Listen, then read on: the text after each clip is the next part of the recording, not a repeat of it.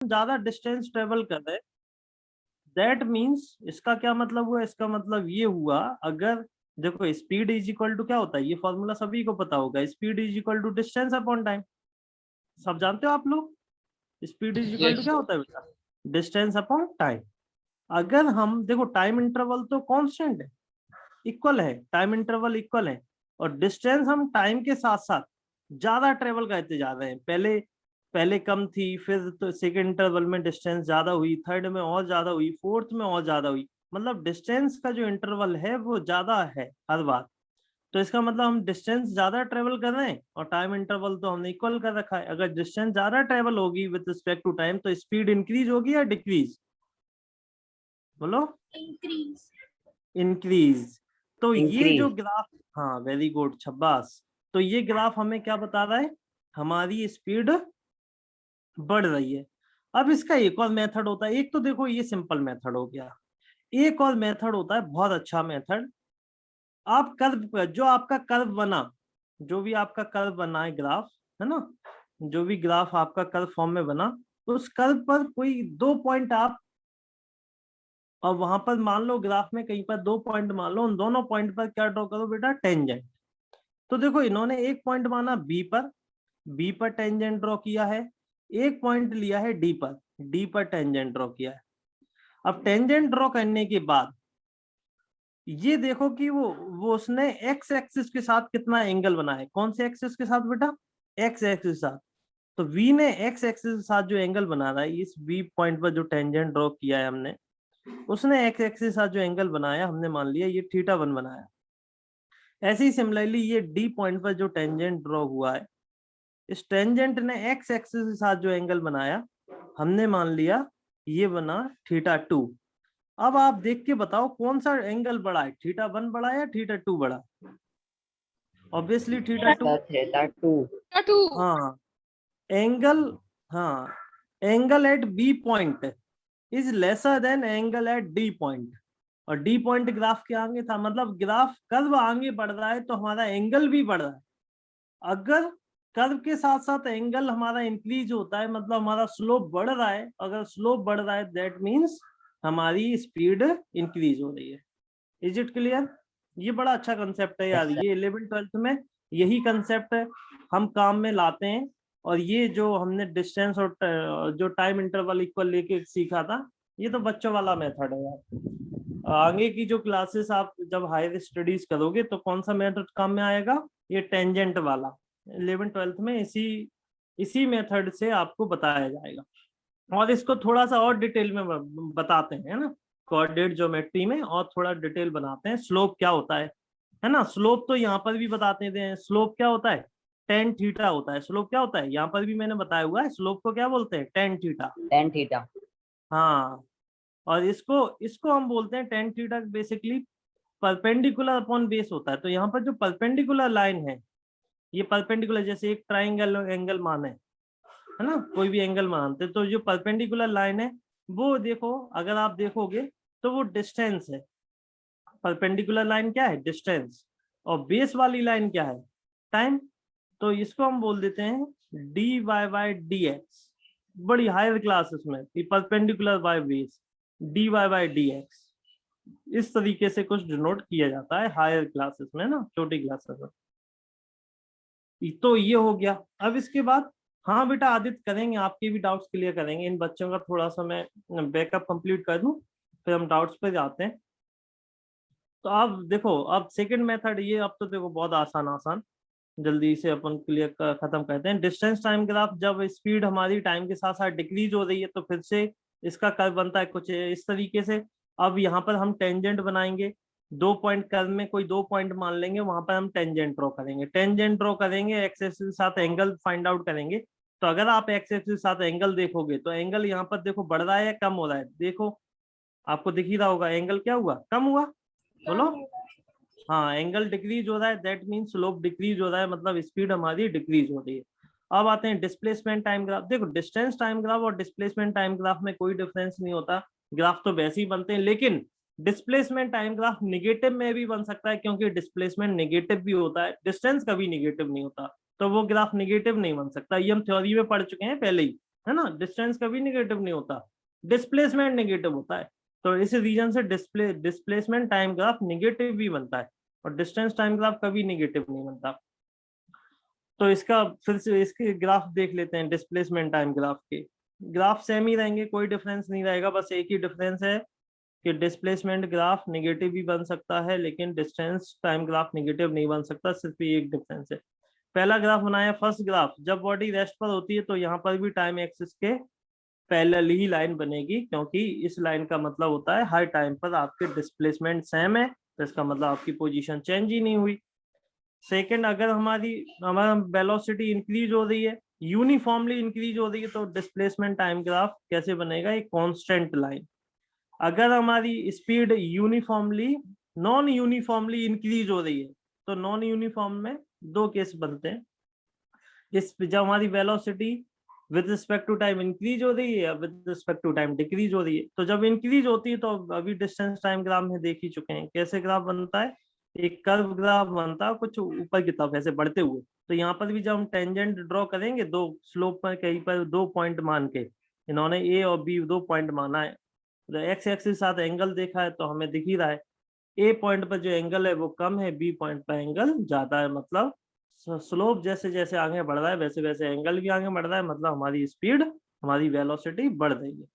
अब जब velocity decrease होती है विद रिस्पेक्ट टू टाइम तो कैसा कर्व बनता है, वही सेम जैसे डिस्टेंस टाइम ग्राफ में बनता था वैसे यहाँ पर भी बनेगा, कुछ इस तरीके से, है ना, कुछ इस तरीके से बनता है। यहाँ पर इस वेलोसिटी हमारी डिक्रीज हो रही है, ये हमें कैसे पता चलेगा, तो बहुत सिंपल सा कंसेप्ट है, आपको क्या करना होगा, कर्व के किसी कर्व पे कोई 2 पॉइंट मानने पड़े होंगे, उन दोनों पॉइंट पर आपको टेंजेंट ड्रॉ करना पड़ेगा। अगर टेंजेंट एक्स एक्सिस साथ एंगल जो बनाएगा वो एंगल अगर बढ़ रहा है तो स्पीड बढ़ रही है, एंगल कम हो रहा है तो स्पीड कम हो रही है, तो वहां पे ए पॉइंट हमने लिया पहला पॉइंट, तो वहां पर एक्स एक्सिस के साथ एंगल बनाया थीटा ए, बी पॉइंट लिया उसके एक्सिस के साथ थीटा बी, तो हमने देखा तो यहाँ पर स्लोप जैसे आगे बढ़ रहा था एंगल डिक्रीज हो रहा है, एंगल डिक्रीज हो रहा है मतलब हमारी वेलोसिटी डिक्रीज होती है।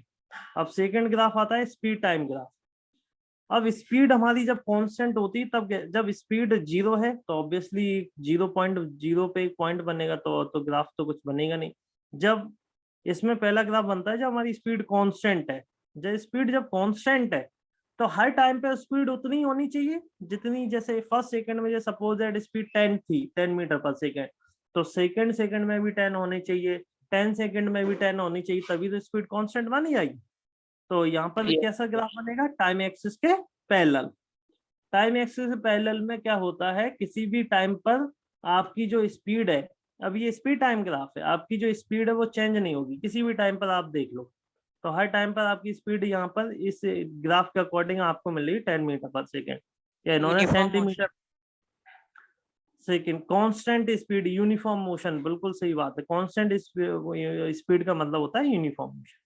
फिर सेकंड ग्राफ बनाते हैं स्पीड टाइम ग्राफ में, जब स्पीड हमारी इंक्रीज हो रही है एट कांस्टेंट रेट से, हमारी स्पीड जब इंक्रीज होती है तो उसका ग्राफ बनता है कुछ एक स्ट्रेट लाइन, है ना। डिस्टेंस टाइम ग्राफ में ये कल बनता है लेकिन स्पीड टाइम ग्राफ कैसा हो जाता है, कांस्टेंट, है ना, ये याद रखना, जब प्रैक्टिस करोगे तो ही समझ में आएगा। तो ये कैसा बनता है, कांस्टेंट लाइन। जब हमारी स्पीड डिक्रीज हो रही है तो यहाँ पर देखो स्पीड इंक्रीज हो रही है, हमें कैसे पता चलेगा, आप देख लो यार, अब आप 0 सेकंड की बात करेंगे तो स्पीड 0 है, बीच में किसी टाइम की बात करेंगे तो स्पीड आपको थोड़ी ज्यादा मिलेगी, जैसे 10, यहाँ पे इन्होंने फाइनल 10 तक ग्राफ बनाया है, 10 सेकंड में स्पीड कितनी है 10, तो 5 में कितनी होगी 5 होगी, तो हर टाइम पर स्पीड अपनी कौन कैसी मिल रही है, यूनिफॉर्मली इंक्रीज हो रही है हर टाइम पर, तो ये कैसा बनेगा, एक स्ट्रेट लाइन ग्राफ। ऐसे ही अगर डिक्रीज हो स्पीड यूनिफॉर्मली कांस्टेंट रेट से डिक्रीज हो तो ग्राफ नीचे आता, मतलब स्टार्टिंग में स्पीड ज्यादा है और धीमे टाइम के साथ साथ स्पीड कम हो रही है, टाइम के साथ साथ स्पीड कम हो रही, कांस्टेंट रेट से कम हो रही है, तो इसका ग्राफ कैसे बनता है, नीचे की तरफ आता है, ऊपर से नीचे की तरफ।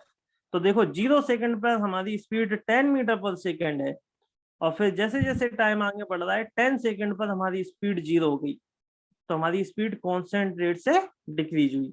ये बात समझ आई सभी को, बोलो क्लियर है। Yes sir. Yes, sir. Good. अब देखो यहाँ पर एक एग्जांपल के फॉर्म में एक ग्राफ बना हुआ है, स्पीड टाइम ग्राफ। यहाँ पर पहले ग्राफ 0 से स्टार्ट हुआ, ओरिजिन से स्टार्ट हुआ, और 5 सेकंड पर 5 सेकंड तक ग्राफ इंक्रीज हुआ कांस्टेंट रेट से। तो मतलब यहाँ पे स्पीड कैसी रही होगी, कांस्टेंट रही होगी या कांस्टेंट रेट से इंक्रीज हो रही है? हाँ नहीं बेटा, कांस्टेंट रेट से इंक्रीज हो रही है। कांस्टेंट का मतलब कब, स्पीड कब कांस्टेंट होगी, जब टाइम एक्सिस के पैरेलल होगा, मतलब 5 सेकंड से 10 सेकंड तक।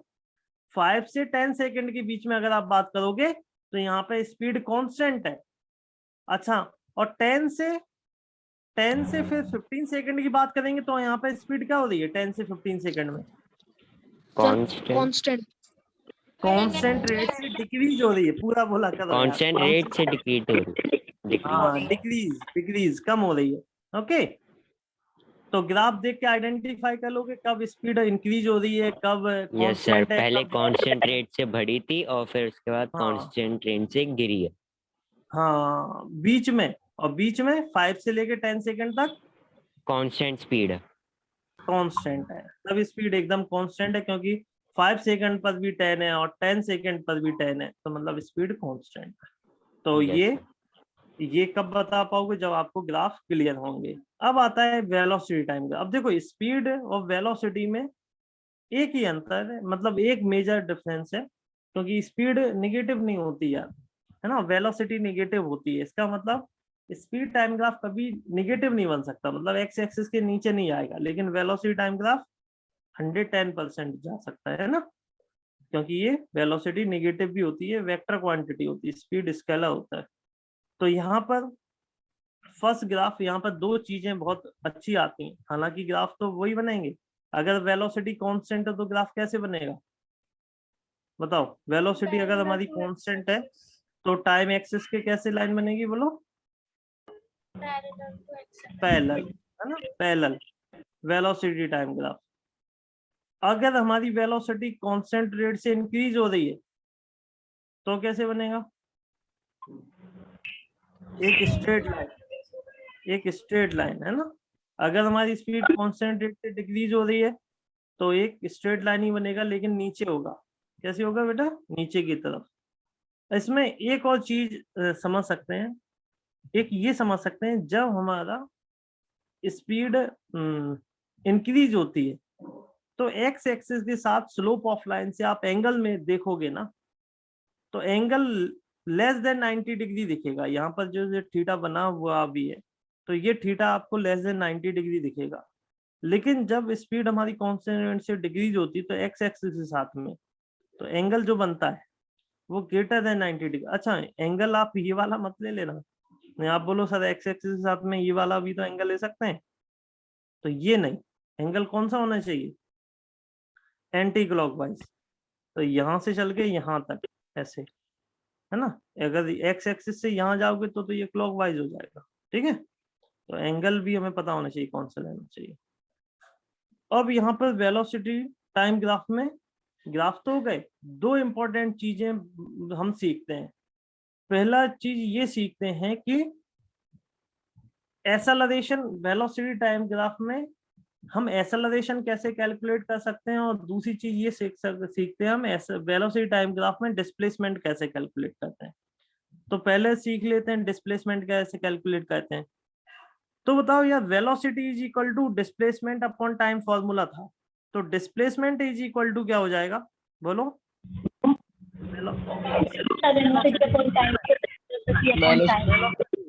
टाइम।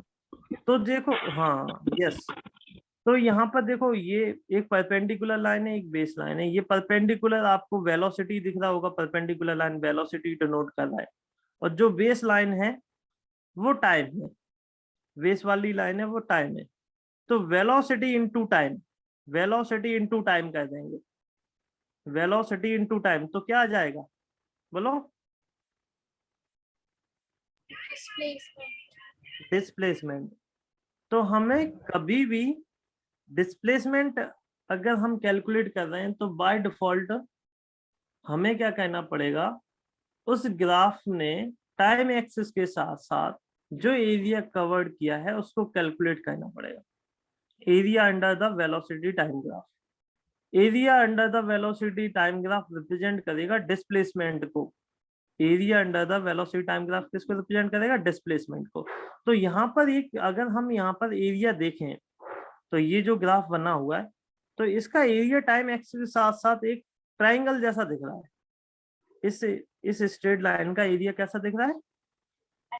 ट्राइंगल बनना है। तो यहाँ पर डिस्प्लेसमेंट हम कैलकुलेट कर लेंगे। ट्राइंगल का एरिया ऑफ ट्राइंगल हमें पता होता है, half into base into height. तो यहाँ पर जो डिस्प्लेसमेंट आ जाएगा half into base into height से हम कैलकुलेट कर लेंगे। जो बेस हमें गिवन होगा वो वैल्यू पुटअप कर देंगे, हाइट जो गिवन होगी वो वैल्यू पुटअप करके हम डिस्प्लेसमेंट कैलकुलेट कर सकते हैं। अब बात करते हैं एक्सेलरेशन। अब एक्सेलरेशन हम कैसे कैलकुलेट करते हैं, इस बात को समझते हैं। हाँ हाँ हाँ हाँ हाँ ना, एक्सेलरेशन कैलकुलेट करना हम सीख रहे हैं फ्रॉम वेलोसिटी टाइम ग्राफ से। तो वेलोसिटी टाइम ग्राफ, जैसे मान लिया यहाँ पर एक इन्होंने ग्राफ बनाया हुआ है, वेलोसिटी टाइम ग्राफ, और वो ग्राफ इन्होंने 0 से स्टार्ट नहीं किया है, 10 से स्टार्ट किया और वेलोसिटी इंक्रीज हो रही है और कहाँ तक जा रही है? 20 मीटर पर सेकंड तक। कितने टाइम में? 5 सेकंड में। तो देखो वेलोसिटी पहले 10 थी जब टाइम 0 था, फिर वेलोसिटी धीमे धीमे चेंज हुई और 10 से 20 हो गई कितने टाइम में? 5 सेकंड में। क्या बेटा हमने यही तो सीखा है, acceleration, change in velocity per unit time. ये सीखा है क्या? एक्सेलरेशन ये होता है क्या? तो हाँ, यहाँ पर देखो वेलोसिटी चेंज हो रही है विद रिस्पेक्ट टू टाइम। यहाँ पर वेलोसिटी 10 से 20 हो गई है कितने सेकंड में? 5 सेकंड में। 10 से 20 होगी 5 सेकंड में, 10 से 20 होगी अगर 5 सेकंड में, तो वेलोसिटी चेंज हुई विद रिस्पेक्ट टू टाइम। तो यही तो एक्सेलरेशन होगा। मतलब ये जो स्लोप ऑफ लाइन है, ये क्या है बेटा? Slope of line. ये किसे रिप्रेजेंट करेगा? बोलो। स्लोप ऑफ लाइन, एक्सेलरेशन को। Very good. अगर हम स्लोप ऑफ लाइन की स्टडी कर लेते हैं तो हमें वो एक्सेलरेशन बता देता है। अब हम कैसे स्टडी करेंगे, ये देखो मैं कैलकुलेट करना सिखाता हूँ आपको। कैसे कैलकुलेट करेंगे? तो देखो इसके लिए हमें एक और ग्राफ गिवन है नीचे, इससे देखो और अच्छे से कैलकुलेट कर लेते हैं। तो यहाँ पर इन्होंने ये ग्राफ बनाया हुआ है। इस ग्राफ में एक ग्राफ जैसे बनाए, एक स्ट्रेट लाइन ही बनाए, मतलब यहाँ पर वेलोसिटी टाइम ग्राफ है, वेलोसिटी टाइम ग्राफ है, तो एक स्ट्रेट लाइन बनाए। तो इसका, इस स्ट्रेट लाइन का क्या मतलब निकल रहा है कि वेलोसिटी हमारी यूनिफॉर्मली इंक्रीज हो रही है ना, कांस्टेंट रेट से इंक्रीज हो रही है वेलोसिटी। अब इन्होंने इस ग्राफ पर दो पॉइंट लिए, एक ए पॉइंट लिया, एक बी पॉइंट लिया। ए पॉइंट पर इन्होंने टाइम बोला t1 टाइम है, और बी पॉइंट पर जो टाइम बोला उन्होंने बोला t2 टाइम। ए पॉइंट पर जो इन्होंने वेलोसिटी बोली वो v1 वेलोसिटी है, और बी पॉइंट पर जो वेलोसिटी बोली उन्होंने v2 वेलोसिटी को बताया। अब ये तो चलो ठीक है, हो गई। तो एक्सेलरेशन बेसिकली क्या होता है? Slope of line. और स्लोप ऑफ लाइन मैंने थोड़ी देर पहले बताया था, स्लोप ऑफ लाइन किसको रिप्रेजेंट करता है? टेन थीटा को। स्लोप ऑफ लाइन किसको रिप्रेजेंट करता है? टेन थीटा को। Very good. Slope of line represent करता है टेन थीटा, इसको टेन थीटा भी बोल सकते हैं। और यहाँ पर वेलोसिटी टाइम ग्राफ में स्लोप ऑफ लाइन रिप्रेजेंट करता है एक्सेलरेशन को। बोला था मैंने? बोलो, जल्दी बोलो बेटा। हाँ सर। हाँ हाँ, वेरी गुड। तो ये एक्सेलरेशन टेन थीटा, बेसिकली हम ट्रिग्नोमेट्रिक रेशियो होते हैं, और टेन थीटा का मतलब होता है perpendicular upon base, perpendicular upon base. तो यहाँ पर अगर ये आप एक राइट एंगल ट्रायंगल दिख रहे होंगे ए बी सी, यहाँ पर एंगल थीटा बनना है ए पॉइंट पर। यहाँ पर जो परपेंडिकुलर है वो बी सी है, और जो बेस है वो ए सी है। ये सभी लोग जानते होंगे बेस क्या क्या होता है, परपेंडिकुलर हाइपोटेनस। जानते हो? सब लोग जानते हैं? बोलो। Yes sir. ओके गुड, फिर तो काम आसान हो गया। हाँ, तो यहाँ पर अगर हम BC को कैलकुलेट करें, BC जो है, BC क्या होगा बेटा? BC अगर आप, मैं बोलूं कि 0 से लेके E तक v2 वेलोसिटी है, और 0 से लेके O से लेके C पॉइंट तक, O से लेके ग्राउंड x एक्सिस से लेके B पॉइंट तक, B पॉइंट पर जो वेलोसिटी है वो कितनी वेलोसिटी बताई थी हमने? v2। और एक्स एक्सिस से लेके सी पॉइंट पर जो वेलोसिटी मैंने बताई थी या ए पॉइंट पर वो v1 है। तो vc बेसिकली क्या आ जाएगा, v2 माइनस v1। इस बात को समझते हो, ये बात समझ आई? Yes sir. Yes, sir. ऐसे ही सिमिलरली जो AC है, तो AC क्या हो जाएगा, T2 माइनस T1। AC क्या हो जाएगा, देखो AC क्या होगा, O से लेके C तक जो टाइम है वो T2 है, और O से लेके A तक जो टाइम है वो T1 है। तो T2 माइनस T1 कर देंगे तो हमें कितना टाइम बचेगा, AC वाला टाइम बच जाएगा, बचेगा कि नहीं Yes. बचेगा? Yes, हाँ, sir. तो T2 माइनस T1 क्या मिलेगा, AC। तो यहाँ पर हाँ, हम एक्सेलरेशन इज इक्वल टू, हमने लिखा, क्या लिखा बेटा, v2 minus v1 upon T2 minus T1। इसकी वैल्यू हमने पुटअप कर दी, जो v2 है वो OE है, जो v1 है वो OD है, अपॉन T2 टाइम है वो OG है, T1 टाइम वो OF है। तो यहाँ पर माइनस करेंगे तो बेसिकली जो OE माइनस OD है वो DE है, DE कहीं ना कहीं BC के इक्वल है, और ऐसी सिमिलरली OG माइनस OF वो FG है, वो AC के इक्वल है। तो BC by AG is equal to tan theta आ गया। तो slope of line tan theta को क्यों रिप्रेजेंट करता है वो भी यहाँ पर बताया गया है, क्यों रिप्रेजेंट करता है। तो एक्सेलरेशन बेसिकली हमेशा याद रखना, एक्सेलरेशन क्या बताता है वेलोसिटी टाइम ग्राफ में, स्लोप ऑफ लाइन, और उसका फॉर्मूला सिंपल है v2 minus v1 upon T2 minus T1। Velocity कितनी चेंज हुई कितने टाइम में, है ना। और अगर हमें डिस्प्लेसमेंट कैलकुलेट करना है तो हमें क्या कैलकुलेट करना पड़ेगा, उसका एरिया। Area, good. तो इससे ये कैलकुलेट हो जाता है। अब सेकेंड इंपॉर्टेंट चीज आती है, अच्छा नॉन यूनिफॉर्म एक्सेलरेशन अगर हम बताएं, ये तो कांस्टेंट एक्सेलरेशन हो जाएगा, तो उसमें ऐसा रहेगा, नॉन यूनिफॉर्म में तो कर्व भी बनता है, हमेशा याद रखना, है ना। नॉन यूनिफॉर्म में हमेशा ग्राफ कैसा बनता है, कर्व। तो ये कर्व। वेलोसिटी टाइम ग्राफ, हाँ वेलोसिटी टाइम ग्राफ जो बनेगा उसका वेलोसिटी टाइम ग्राफ वो एक कर्व बनेगा, है ना। हालांकि ये आता नहीं लेकिन पता तो होना चाहिए यार। अब आता है इसका बहुत इंपॉर्टेंट लास्ट टॉपिक है, graphical derivation of equation of motion. जो हमने इक्वेशंस ऑफ मोशन हमने पढ़ा है उसका ग्राफिकल डेरिवेशन क्या है, तो वो सिंपल डेरिवेशन है यार, और इसको ड्राइव हम कहते हैं वेलोसिटी टाइम ग्राफ, जो हमने बनाया उसी कहते हैं। और जो ग्राफ हम बनाते हैं वो ओरिजिन से नहीं बनाते हैं, क्योंकि अगर हम ग्राफ ओरिजिन से बनाएंगे तो हमारी इनिशियल वेलोसिटी 0 हो जाएगी। तो हम क्या कहते हैं, ग्राफ थोड़ा ऊपर से बनाते हैं और एक कांस्टेंट लाइन बनाएंगे, क्योंकि जो इक्वेशंस ऑफ मोशन है वो कांस्टेंट एक्सेलरेशन के लिए ही वैलिड होती हैं, तो एक कांस्टेंट ग्राफ बनता है। तो ओरिजिन पर जब टाइम 0 तब हमारी पी पॉइंट पर जो वेलोसिटी वो u है, मतलब ओपी u है, और हमारा जो ग्राफ बना पी से आगे बढ़ा और q तक गया, और q पॉइंट पर जो वेलोसिटी हो गई है वो v वेलोसिटी, उस पॉइंट को हमने s माना है, तो OS है वो v है। और जो टाइम लगा वो टाइम हमने मान लिया t टाइम लगा p से q तक। p से q तक जब हमारी वेलोसिटी चेंज हो रही थी तो कितने टाइम में चेंज हुई, t टाइम में। उसको हमने pr भी बोल सकते हैं और ओसी भी बोल सकते हैं ना। ग्राफ को अच्छे से देखना, जो ग्राफ ड्रॉ हुआ है तभी समझ आया। देखो फर्स्ट इक्वेशन को हम ड्राइव कर रहे हैं।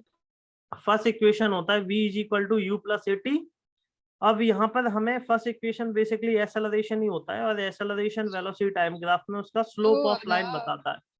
स्लोप ऑफ लाइन यहाँ पर है, हाँ बेटा, perpendicular upon base tan theta बताता है। परपेंडिकुलर है pr और बेस है QR और बेस है RP। PR। हाँ RP या PR कुछ भी बोल सकते हो। तो जो QR है बेसिकली, QR को अगर आप हम कैलकुलेट करेंगे तो हम ये बोल सकते हैं QR किसके इक्वल है, OS माइनस OP। OS में से OP अगर हम माइनस कर देंगे तो वो PS बचेगा, और PS QR की इक्वल होगा। बोलो यस सर। हाँ हाँ। तो हमने इसको हम क्या लिख सकते हैं, QR बेसिकली है V माइनस यू, वो SP है। QR बेसिकली SP है, और SP क्या है, V माइनस यू। और PR जो है, हाँ PR जो है वो OC है। OC क्या है, हमारा टाइम है। तो हमने ये Time। वैल्यू यहाँ पर पुटअप कर दी, तो A इज इक्वल टू हमें मिल गया V v minus u by t. तो v t को minus उधर u ले- upon t। हाँ, तो t को उधर लेगा a के पास तो at, और u जो माइनस में था v के साथ उसको उधर लेके जाओ तो उधर प्लस में हो जाएगा, तो u plus at is equal to v। तो यही फर्स्ट इक्वेशन होती, तो फर्स्ट इक्वेशन का ड्राइव हो गया v is equal to u plus a t. बहुत सिंपल सा है, कुछ नहीं था इसमें यार। समझ आया सभी को? क्लियर है? अब Yes, आते sir. हैं सेकेंड इक्वेशन। हाँ, थोड़ा फोकस होके ध्यान से सुनना पड़ेगा, अगर आप नहीं सुनोगे तो हो सकता है थोड़ा आपके ऊपर से चला जाए। सेकेंड इक्वेशन, और बहुत इंपॉर्टेंट है, ये भी बताता हूँ, बहुत मोस्ट इंपॉर्टेंट है यार, 9th में आना ही चाहिए इसको, ये बेसिक चीज है। सेकेंड इक्वेशन होती है s is equal to u t plus half a t square. तो यहाँ पर भी सेकेंड इक्वेशन थर्ड इक्वेशन का ग्राफ सेम ही स्टार्ट होता है। सेम स्टार्ट कैसे होता है? क्योंकि यहाँ पर जैसे हमने वहां पर जब मैथमेटिकली डेरिवेशन किया था तब भी सेम स्टार्ट हुआ था, और हमने स्टार्ट किया था distance is equal to average velocity into time, इस फॉर्मूले से। यहाँ पर हम कैलकुलेट करते हैं, डेराइव करते हैं सेकंड और थर्ड इक्वेशन का। किससे डेराइव करते हैं? जब इसका एरिया कैलकुलेट करके। अब एरिया, अगर हम इस ग्राफ का एरिया कैलकुलेट करेंगे तो हमें area O P Q R ऐसा कुछ दिखेगा। तो ये एरिया ऑफ ट्रेपेजियम अगर पूरा एक साथ हम देखें तो एरिया ऑफ ट्रेपेजियम जैसा दिखता है। अगर हम दो पार्ट में देखें तो हमें एक ऊपर रेक्टेंगल दिखता है और नीचे एक रेक्टेंगल दिखता है, ऊपर एक ट्रायंगल दिखता है, दिख ट्रायंगल ही रहा होगा दिखता है। सबको। तो अगर हम सेकंड इक्वेशन का ड्राइव करते हैं तो हम एरिया को दो पार्ट में सॉल्व करते हैं, area of rectangle plus area of triangle. जब थर्ड इक्वेशन का टाइप करते हैं तो एरिया को एक ही फॉर्मूले से एरिया ऑफ ट्रेपेजियम से कैलकुलेट कर लेते हैं। तो जब एक ही फॉर्मूले से ट्रेपेजियम का फॉर्मूला अप्लाई करके जब एरिया कैलकुलेट करते हैं, डिस्प्लेसमेंट निकालते हैं, तो थर्ड इक्वेशन का ड्राइव हो जाता है।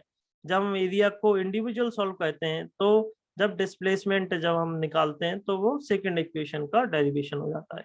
तो बस अब कहते हैं, तो डिस्टेंस जो डिस्प्लेसमेंट होगा वो एरिया बताएगा, area under the velocity time graph. Basically जो एरिया बनना है वो एरिया ऑफ ट्रेपेजियम है, OPQS। अब सेकंड इक्वेशन का टाइप करें तो एरिया को दो पार्ट में हम डिवाइड कर लेंगे, area of rectangle plus area of triangle. Area of rectangle आप जानते हो कि लेंथ इंटू ब्रेथ फॉर्मूला होता है, तो OP into PR plus area of triangle half into base into height. तो बेस यहाँ पर हो गया अपना PR और हाइट हो गया अपना RQ, डिवाइड बाई 2 कर दिया। अब इनकी वैल्यू पुटअप कर दी, OP U है, PR T है, हाफ तो हाफ ही रहने दिया।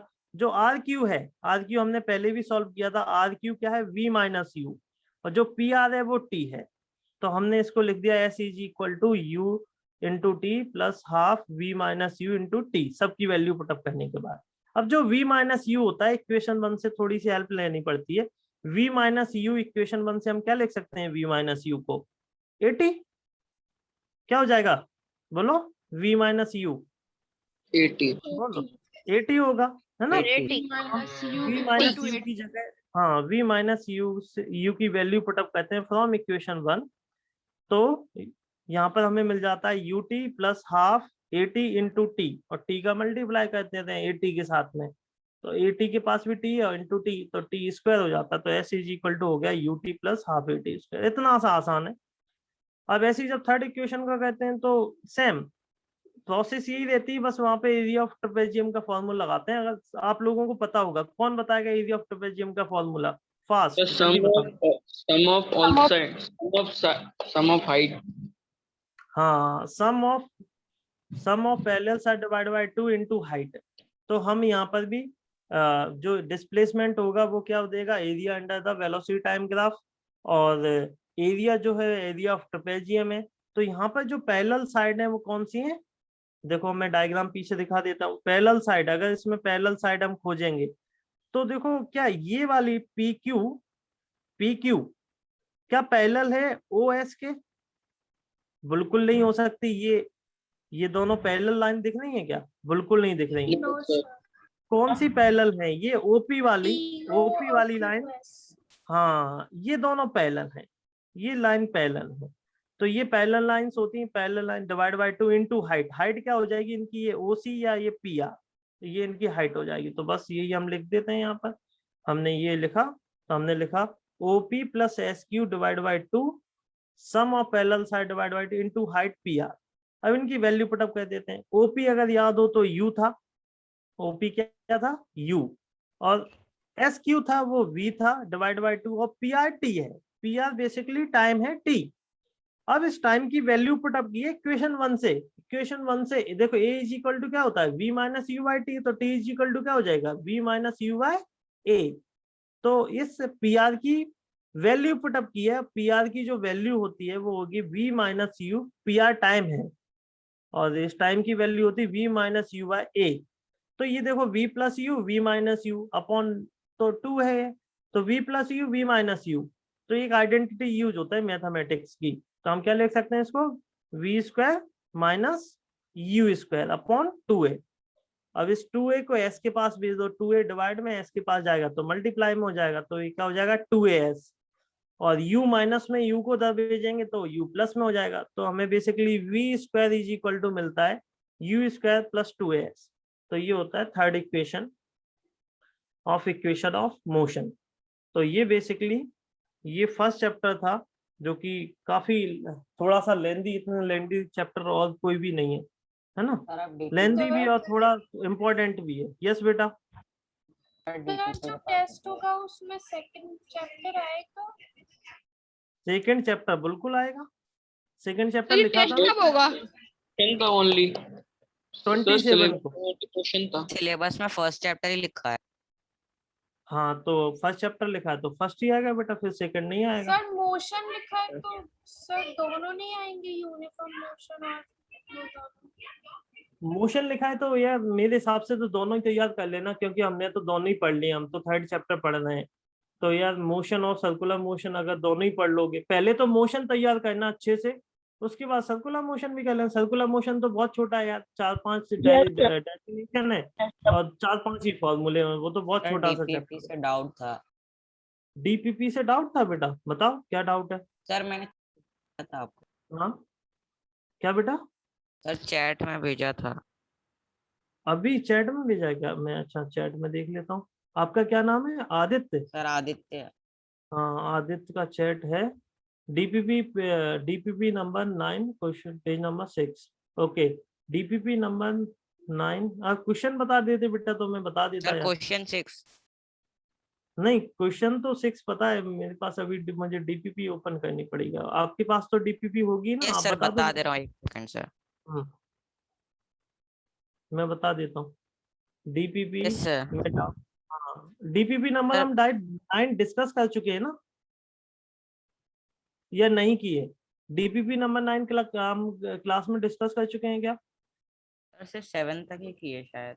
नो सर अच्छा 7 नहीं तो फिर तो हम क्लास में डिस्कस करेंगे, फिर टेंशन मत लो आदित्य, है ना। डीपीपी नंबर 8 और 9 क्लास में डिस्कस करेंगे, तो पूछ लेना। ओके फिर ओके तो सर। सारी अभी तो डिस्कस ही नहीं हुई है डीपीपी, मैंने सोचा ये डिस्कस हो चुकी है। अगर पूछना ओके हो तो सर। अभी चलो इंडिविजुअल पूछ लेना।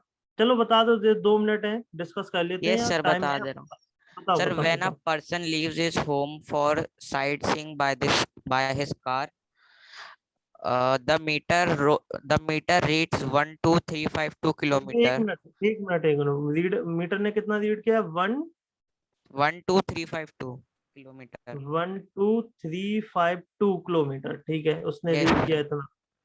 When he returns home after 2 hours, हाँ the reading is 12416 kilometer. 16. 12416। अब बताओ Yes कितने sir. किलोमीटर चल के आया इससे? पहले रीडिंग इतनी थी, अब इतनी होगी, तो माइनस कर देंगे, नहीं उल्टा सर, माइनस कर what देंगे। is the average speed and average velocity?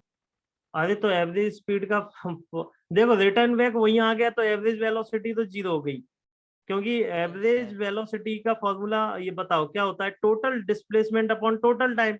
अब वो रिटर्न बैक घर पर ही आ गया, तो डिस्प्लेसमेंट कितना हो गया बताओ? 0।